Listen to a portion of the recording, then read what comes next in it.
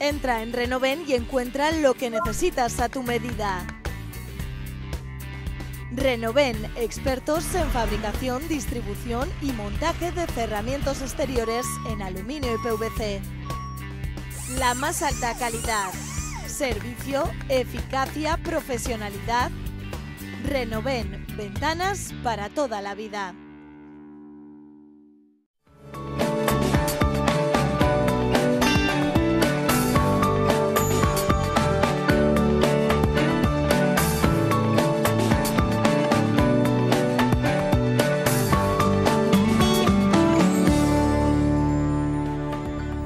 Claudio Calvo Espinós, jefe de la unidad de paliativos del Hospital San Juan de Dios, y Yolanda Santesteban Zazpe, psicóloga del Hospital de San Juan de Dios. Buenas noches, bienvenidos los dos. Buenas noches.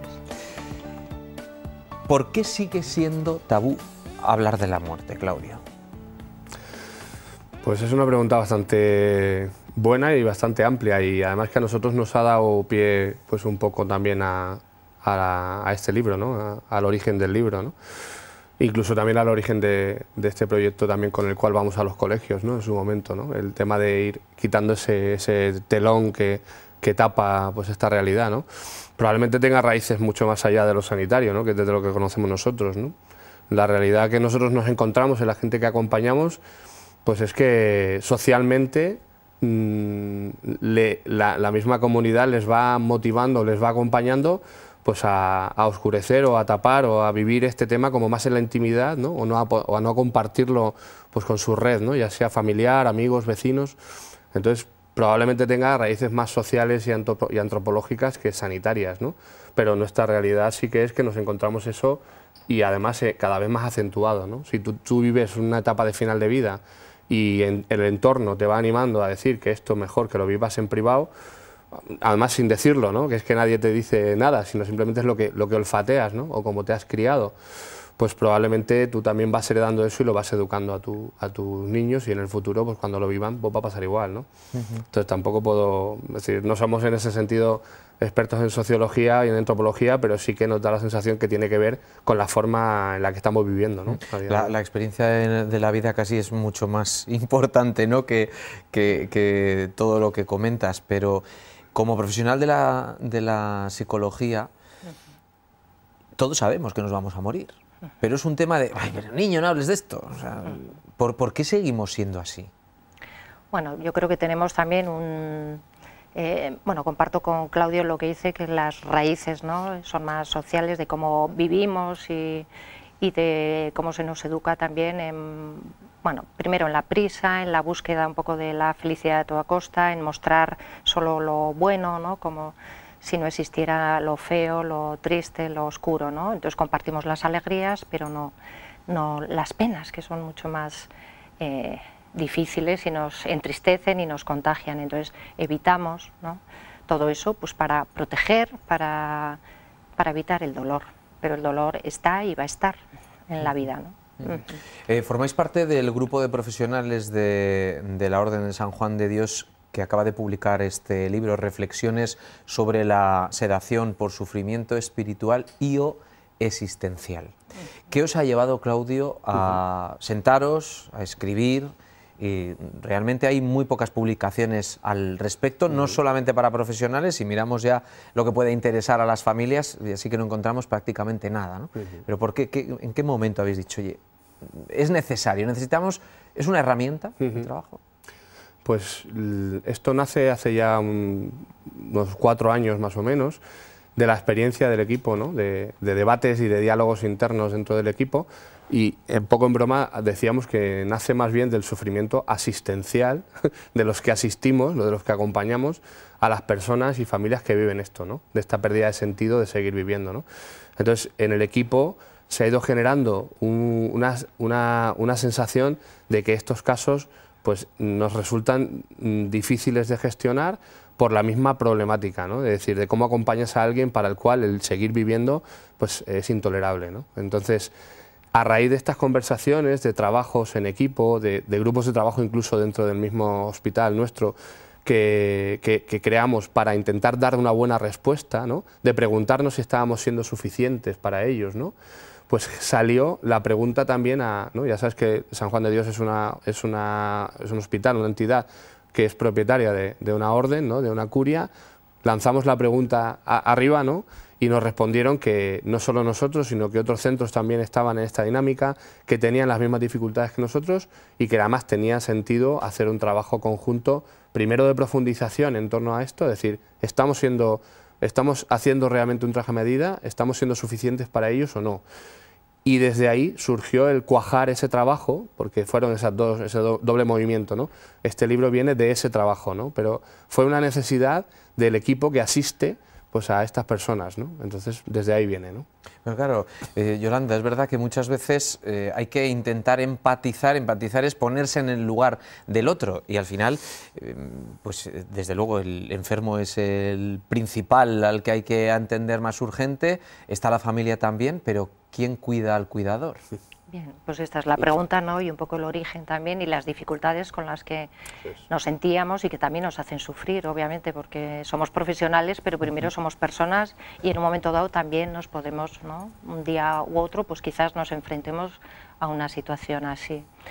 Entonces, el quién cuida al cuidador, pues bueno, creemos, ¿no? En esos espacios también que teníamos de discusión y de debate, ¿no? Y que yo creo que es un poco la necesidad también que tenemos de crear espacios de reflexión y de compartir entre los profesionales, ¿no? Sí. Donde en un momento dado también nos podamos doler por lo que podamos quizás valorar si cómo lo hacen otros, si esto que estoy yo haciendo, ¿no? Pues quizás la pregunta que nos hacemos si es correcto o incorrecto, cuando igual esa pregunta pues no deberíamos hacérnosla así, ¿no? Entonces, bueno, desde la propia autoexigencia, etcétera, a veces, ¿no? También nos generamos, ¿no? Un malestar y bueno, y es difícil, ¿no? Puede ser difícil. Entonces, el cuidar al cuidador, pues lo primero entre nosotros, ¿no? También tenemos y también son cosas que pedimos desde formaciones y que hay que buscar, ¿no? Un poco ir viendo más hasta dónde o cómo podemos, sobre todo el objetivo es y el centro, la persona, y cuando decimos la persona es el enfermo y su familia, ¿no? Y en eso, ¿no?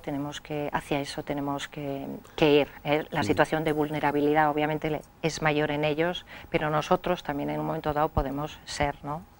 O sentirnos en una situación con sentimientos de impotencia o de fracaso, ¿no? Porque se nos ha enseñado o hemos aprendido, ¿no? A curar, a intentar, ¿no? Todo lo intentable, y entonces cuando vemos que igual no llegamos, ¿no? A aliviar todo el sufrimiento, que ya no decimos dejar a cero, ¿verdad? Sí. Pero pues entonces nos podemos conectar, ¿no? También pues eso, con impotencia o sentimientos de indefensión, etcétera, que desde ahí no ayudamos. Por eso decía que esto es un doble movimiento. Hoy tenemos el libro, pero realmente esto fue una petición de ayuda, ¿no? Es decir, necesitamos ayuda, lo buscamos al interno, a nivel local, es decir, la respuesta es ¿quién cuida al cuidador? Pues fundamentalmente el equipo, es decir, tenemos que cuidarnos entre nosotros. Hicimos una respuesta local y esto también, concretamente, nos hemos beneficiado primero nosotros y ahora hacia el equipo también, pues también esto ha sido una dinámica de cuidado de nosotros, ¿no? Es decir, de estas dificultades, compartirlas, profundizarlas, ver además que ganamos recursos, ¿no? En conjunto, ¿no? Entonces, esto es una dinámica de cuidado, por ejemplo, ¿no? El hacer un grupo de trabajo que además esto cuaja en esto, ¿no? Cuaja en un libro, ¿no? Pero fue una petición de ayuda realmente, ¿no?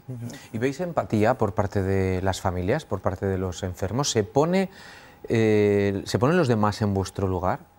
Porque parece que tiene que ser al revés. Es decir, yo soy el enfermo, yo quiero que los demás me entiendan, sepan por lo que estoy pasando, pero ¿hay alguna comunicación al revés?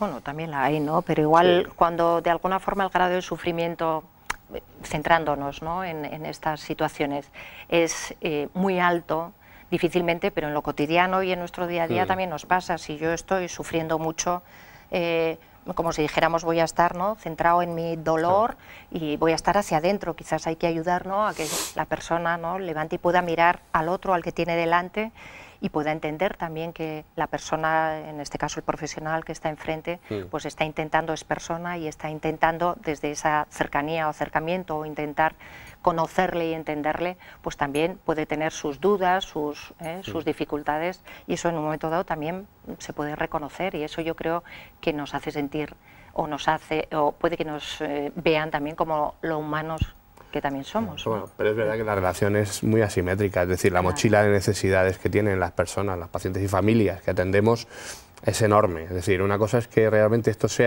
que haya surgido de una necesidad del equipo de intentar ayudar a, y otra cosa es que verdaderamente no estamos en igualdad. Realmente las familias tienen una necesidad enorme y nosotros nos posicionamos ahí, ¿no? Este tema de la atención centrada en el paciente, que nosotros incluimos a la familia, en esto es clave, ¿no? Por eso realmente la empatía con nosotros, sí que es verdad que en este tema concretamente, ¿no? De cuando se abre el sufrimiento existencial o cuando estamos enfrentándonos al final o cuando surge el vacío o el miedo a la muerte, ¿no? Eso es tan estructural, ¿no? Por ahora creo que andamos en un 100% de mortalidad, parece ser, ¿no? en la especie humana, ¿no? Que es difícil que no salga lo propio, ¿no? Otra cosa es que mi propia manera de enfrentarme a este tema, de cómo me planteo yo esto conmigo o con los míos, vaya a interferir realmente en la atención que yo dé al otro. Pero también es verdad que el otro sabe que yo también me planteo, cuando oigo su propia mirada hacia la muerte, yo también me pregunto sobre la mía, es decir, es imposible la transferencia, ¿no? Es decir, y la contratransferencia. Entonces estamos ahí, en ese nivel sí que estamos en un plano de igualdad, ¿no? Y yo creo que cuando se da bien la alianza, que yo creo que es la clave y una de las herramientas del libro, ¿no? Es decir, es fundamental que para poder meterte a hablar de esto no podemos ir ni primero ni con la ley en la mano, ni con la medicina, ni de arriba abajo, sino si buscamos una buena alianza, y no solo ni siquiera con un profesional, sino con el equipo. Desde ahí, pues sí, claramente se percibe que nos tocamos, ¿no? Nos tocamos. Y vamos, más allá de la expresión, ¿no? Más allá de que te lo verbalicen o no, pues sí, sabemos que estamos los dos en el mismo barco, ¿no? En este sí. ¿Cómo medís los profesionales el sufrimiento? Pues también, pregunta, Porque claro, para mí sufrir puede ser, ¿no? Sí, sí. Una situación que para otra persona puede decir, bueno, chico, no te quejes tanto, ¿no? Que el sufrimiento aún puede ser mayor o peor. Sí, en principio ahí el libro empieza con un glosario de términos, y ese es uno, ¿no? Que es sufrir, ¿no? Vamos a salir de las dudas, porque eso fue lo primero que nos encontramos cuando nos juntamos todos los autores, ¿no? Pues sí que lo primero fue, pero realmente estamos hablando todos de lo mismo. Es decir, cuando hablamos de dar una respuesta a las personas que viven esto del sufrimiento existencial, ¿de qué estamos hablando? Entonces, lo primero era, de esos dos, el apellido es existencial, pero el sufrir parece claro, y en eso sí que había bastante consenso, que es cuando tú tienes o percibes una amenaza fuera de ti, ante la cual te sientes con pocos recursos para responder, ¿no? Eso que puede ser la misma crisis, es decir, cualquier cosa que me pone en un brete. Ese es un común denominador del sufrir. Obviamente es algo tan íntimo y subjetivo que en lo que sí que no hay consenso es en la intensidad o en la vara de medir, ¿no? Nosotros somos los reyes del 0 a 10, ¿no? 10 es la máxima intensidad, ¿no? Los medicuchos somos los que estamos siempre con esta intención de ponerle un cascabel al gato, ¿no?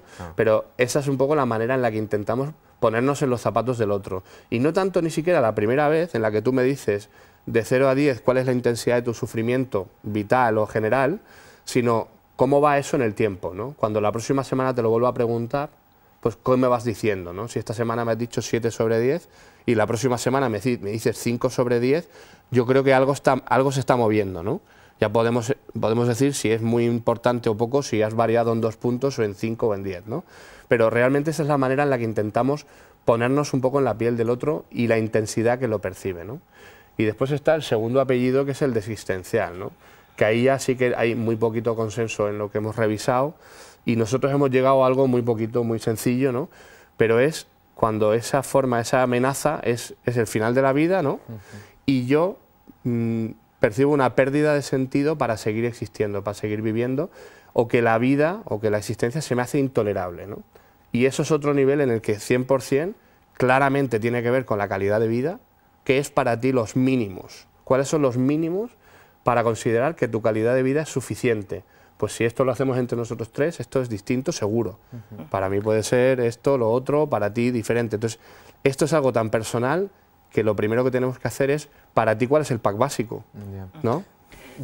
Sí, perdón, sin más, añadir un poco, hay una frase de Castle, ¿no?, que yo creo que es muy gráfica, que duelen los cuerpos, sufren las personas. Entonces, desde ahí, ¿no?, el sufrimiento es algo muy subjetivo, muy personal, diferente, ¿no?, lo que nos hace sufrir para cada uno de nosotros. Entonces, desde la parte también de psicología, etcétera, lo que miramos es, bueno, qué factores, ¿no?, están añadiendo, ¿no?, en un contexto como una enfermedad en el final de la vida, qué otros factores están añadiendo también dolor al dolor que ya existe, para aliviar, ¿no?, y para hacer que ese sufrimiento, ¿no?, pase, no para que pase de ser insoportable, ¿no?, a sea un sufrimiento ordinario o un sufrimiento que la persona pueda soportar o pueda manejar. O sea, no se trata del objetivo, ¿no?, de dejar a cero un sufrimiento, porque claro, te estás enfrentando al final de tu vida, ¿no?, y tiene que haber sí o sí, es imposible, ¿no? Claro, pero sí que la persona sienta esa necesidad un poco de control y que puede manejar o puede resultarle lo suficientemente, o sea, o lo puede soportar de tal forma que pueda disfrutar o pueda valorar o pueda restituir, como si dijéramos, el sentido que le da a ese tiempo o a este tiempo, ¿no?, de vida que le queda por vivir. ¿Y qué número de pacientes o qué porcentaje de pacientes realmente da el paso de decir hasta aquí he llegado? Aunque lleve ya mucho tiempo pensándolo, aunque todo indique que ya no hay solución, no la hay, es cuestión del tiempo que dures per se, pero tomar la decisión, levantar la mano, acercarse al profesional y decirle, Yolanda, esto se tiene que acabar aquí. Bueno, todavía medido como tal, ¿no?, ese porcentaje de pacientes que podemos tener, no lo tenemos como tal, ¿no? ¿Pero los hay? Los hay, claro.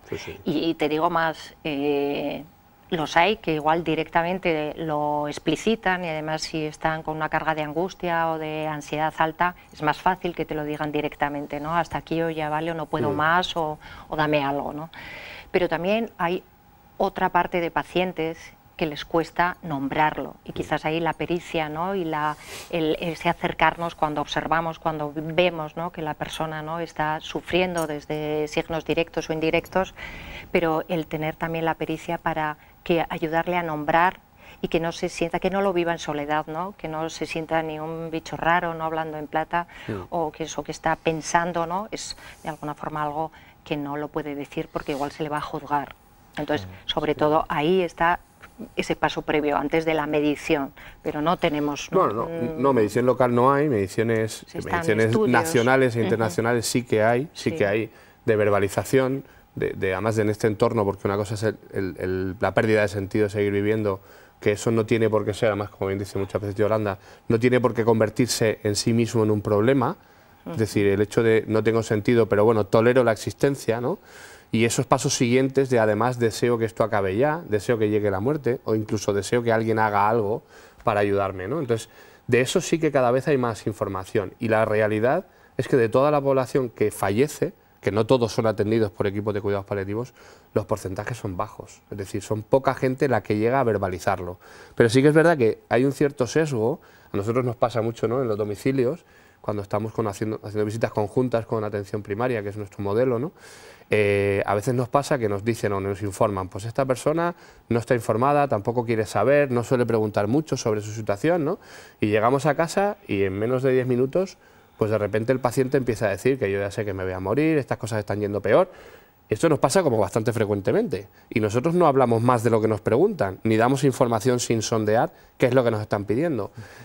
Lo que tenemos bastante claro en nuestra experiencia en ese tema y en esto otro, también va estando bastante claro, es que tiene mucho que ver con el informador. Es decir, la actitud proactiva de apertura a hablar de lo que haga falta, la falta de tabús o de estigma entre nosotros, hace que el otro también se permita hablar de cosas que con otros igual no se permite, ¿no? Entonces, yo también te puedo, de otra manera no verbal, te puedo ir dando pistas de los temas que me apetece hablar y de los que no. Probablemente en esta entrevista también notarás alguno, ¿no? Yo puedo ir marcando la conversación sin decir ni siquiera que de esto no se habla, ¿no? Entonces, eso hace que haya un sesgo también, ¿no? Es decir, hay un pack básico de sufrimiento dentro del proceso de la muerte, del morir, que es pues a nadie le apetece, a nadie le viene bien, a pesar de que hemos hablado antes, ¿no?, de esos momentos en los que la vida ya va avanzando y que pensamos que ya todo está cumplido, ¿no? a nadie le viene bien, a nadie. Entonces, eso es el pack básico, ¿no? Pero ese plus de decir, y además, esto se me está haciendo intolerable e insufrible, ese plus, la verdad, que de lo que conocemos es pequeño, pero probablemente sería un poquito mayor, un poquito mayor, si realmente la actitud nuestra de los que acompañamos fuera en apertura, ¿no? Hablemos de lo que tú necesites. Arrancábamos la entrevista preguntando por el tabú de la muerte, pero ¿y el tabú de la sedación? ¿Sigue siendo eso también un tabú? Bueno, no sé si sigue o está siendo un tabú. ¿En qué momento se plantea que para evitar este sufrimiento, estos tipos de sufrimiento de los que estamos hablando, la sedación puede ser una salida? Muy interesante. Bueno, sí, y de hecho no es, son esas preguntas, esas reflexiones que nos hacemos, ¿no? ¿Cuándo es el momento para hablar de esto? Cuando el paciente quiere hablarlo, cuando vemos que el sufrimiento o que el síntoma, ¿no?, difícil en un momento dado, ese sufrimiento no revierte, y entonces ya empezamos, ¿no?, entre todo el equipo a ver que ya es lo que llamamos, ¿no?, que es refractario. Pero cuando lo hablamos, ¿no? Entonces ahí es difícil el arte, ¿no? Muchas veces de las intervenciones y de las decisiones tiene que ver con eso, con el momento, con el ver cuál es el momento, pero no el nuestro, el de los profesionales, sino el de la persona, ¿no? Sí, yo creo que a nivel, porque eso, el tabú puede estar en dos niveles, a nivel poblacional y a nivel de profesionales, ¿no? Que ese es el otro asunto, ¿no? Claro. Yo creo que a nivel poblacional cada vez hay... también la ética, ¿no? Claro. Totalmente. A nivel de la población general, yo creo que cada vez hay, es verdad que estamos en la supuesta era de la información, a veces hay cierta duda de si es más desinformación que información en determinados niveles, ¿no? Y es verdad que la gente bebe de fuentes de todo tipo, y a veces las fuentes son más adecuadas y otras menos. Y respecto a la sedación, hace poquito además ha estado en este mismo canal un compañero nuestro, Marcos Lama, ¿no?, y hablando precisamente de los conceptos en torno a ello, para que la población general sepa de qué va, en qué consiste, que es un tratamiento médico más. Y yo creo que en eso poco a poco vamos ganando un poco de territorio, ¿no? En decir, oye, vamos a desasociar o a quitar de la misma frase estos temas, ¿no?, de eutanasia, sedación, ponerlos todos en el mismo tejado, ¿no? El problema mayor más es el asunto dentro de los profesionales, ¿no?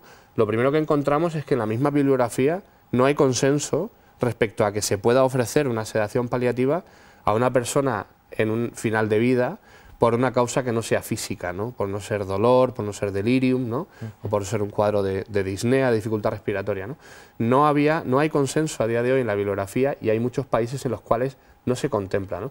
Nosotros a nivel nacional sí que tenemos una guía de la Sociedad Española de Cuidados Paliativos con la Organización Médica Colegial, que sí que contempla que la sedación por síntomas psicológicos, como bien dice Yolanda, ya está, es decir, sufre a la persona más allá de que el origen del síntoma sea un tema físico o un tema psicológico, ¿no? Entonces, por ese lado, nosotros sí que estamos bastante posicionados en que sí que es una opción, una opción, y no tenemos ningún tipo de tabú por ahí.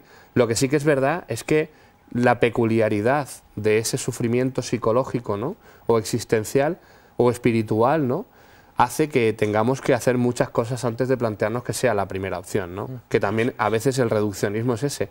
Es, bueno, pues ya está sufriendo existencialmente, además el paciente puede que me lo pida o no me lo pida, pues ya está, 2 más 2, 4, sedación. No. El libro sí que va en ese nivel, ¿no? No creemos que sea la primera opción, y muchas veces, haciendo un abordaje no solo multi, sino interdisciplinar, conseguimos que desaparezca el deseo de morir, ¿no? Es un poco lo que además es la espita que suele generar un poco el sufrimiento en todos, ¿no? El paciente sobre todo y en la familia, ¿no? Porque la sedación al final lo que hace es mantener con vida a esa persona, pero sin ese sufrimiento. ¿Acabará llegando el debate o incluso la regulación y la legislación del suicidio asistido, de la muerte digna, de la eutanasia? ¿Acabará llegando? O sea, porque en España no terminamos de avanzar con ese aspecto, y en otros países de la Unión Europea pues está más que regulado, ¿no? Sí, parece que pues sí, ¿no? En eso parece que se está, ¿no? Eso es un poco el tema de la sociedad. Lo que pasa es que en nuestro ámbito, o sea, claro, nosotros... Os lo pregunto no para que me deis vuestra opinión, sino qué es lo que percibís con las familias, en vuestra experiencia profesional de estar con ellos y en un momento de confidencia, en un momento de cercanía. ¿Se habla de esto? Sí. Hay familias que plantean, es que sí es lo mejor, ¿no? Quiero decir que puede haber alguien que diga, Si es que es lo mejor, si es que esto ya no tiene marcha atrás. Y eso cada vez, bueno, yo creo que en eso no lo compartimos también o lo hemos podido llegar a hablar. Llevamos ambos como 10 años ya, ¿no?, en San Juan de Dios, y sí que es cierto que la impresión, más allá de que esté medida o no, sino que vamos viendo que esa realidad, ¿no?, de lo que tú estás comentando, de esa expresión y de esas peticiones o de hablar más abiertamente de eso, pues se está viendo cada vez más. Pero yo creo que también por la propia evolución de la sociedad, etcétera.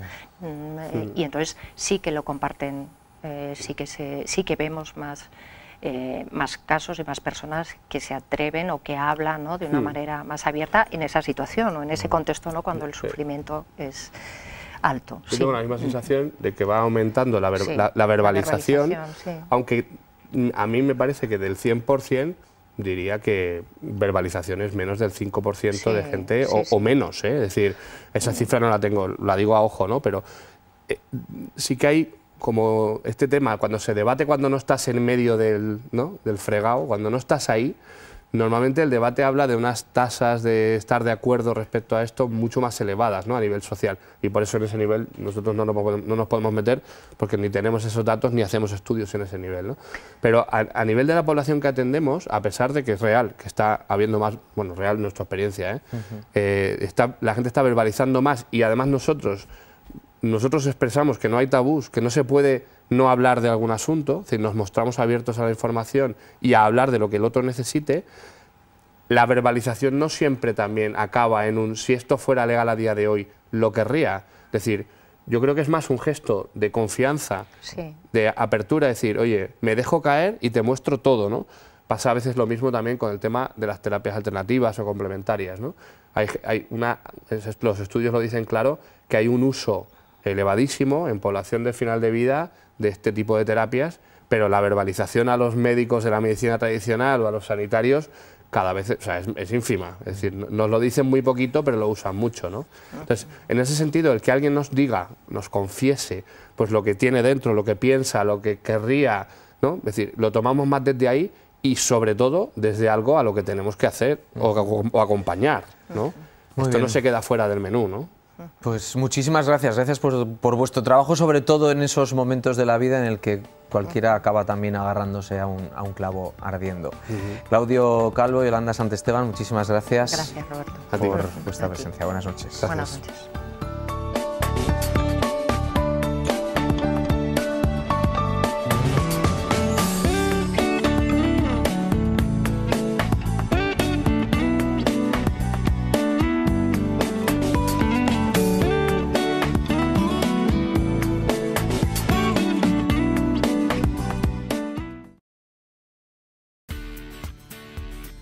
Entra en Renoven y encuentra lo que necesitas a tu medida. Renoven, expertos en fabricación, distribución y montaje de cerramientos exteriores en aluminio y PVC. La más alta calidad, servicio, eficacia, profesionalidad. Renoven, ventanas para toda la vida.